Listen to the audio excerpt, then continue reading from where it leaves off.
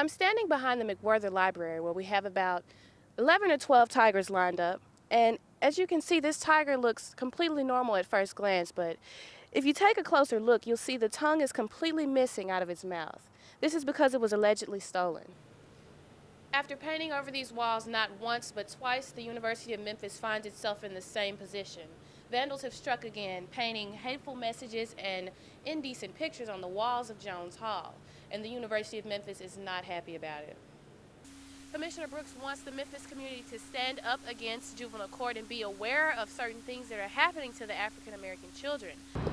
In an effort to clean up the Tigers' air, the University of Memphis will be enforcing a new tobacco policy starting October 1st.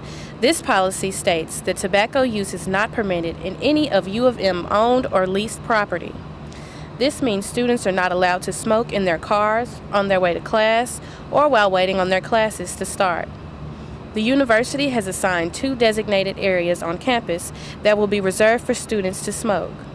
The university will implement 2 locations where students are able to smoke, one at the south side of campus and one here at the north side of campus. I'm standing in between the CFA building and the Engineering Administration building, where starting October 1st, this will be the only place students are allowed to have tobacco products. The designated areas are at opposite ends of the campus, away from student traffic, but students have mixed feelings about this policy. Well, I think the policy is great. It makes it convenient for everyone else because, I hate it when I'm walking and it's like smoke blowing in my face and I'm not a smoker. I'm really against it because there's a lot of kids that smoke. The goal of this policy is to create a tobacco-free Tiger Zone and to encourage students to get healthy.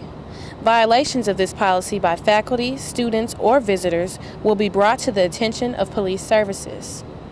Kelsey Semien, University of Memphis, Insight News. The American Cancer Association wants to help Americans put down the cigarettes.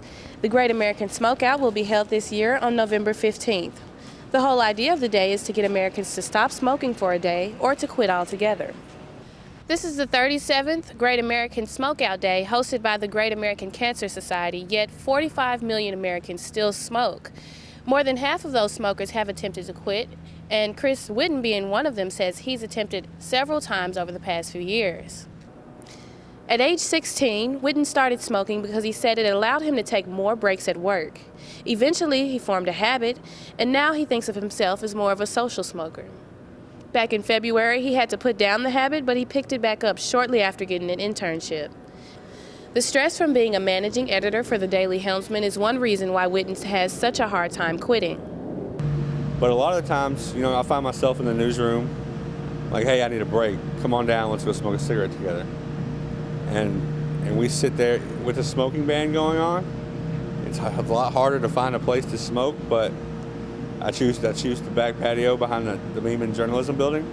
His friends and family are his biggest supporters and try to encourage him to quit smoking. One of his co-workers says she tries to give him a hard time about his habit.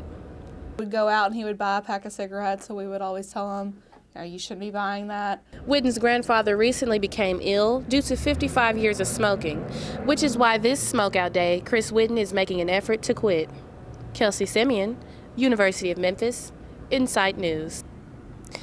There are over 200 semester hours, academic year, and summer programs in 50 different countries offered through the University of Memphis's study abroad programs. Students have the chance to travel the world while getting a taste of different cultures, as well as a well-rounded education. The National Association of Black Journalists held a meeting to discuss their plans to go to Ghana. The trip will be scheduled sometime in 2014, but plans are already being made. I know that we will be working, I know that they'll be over there working, they'll actually be living in the village. They won't be commuting, they will be living in the village doing actual community work in that city to help that school. They are teaming up with the Study Abroad Director, Rebecca Lauman, the Journalism Department Chair, David Arant, and Dr. Joseph Hayden, a professor in the department who has taken a class to Germany. Through fundraising and other events, NABJ's goal is to actually go to Ghana and hand the students the money personally.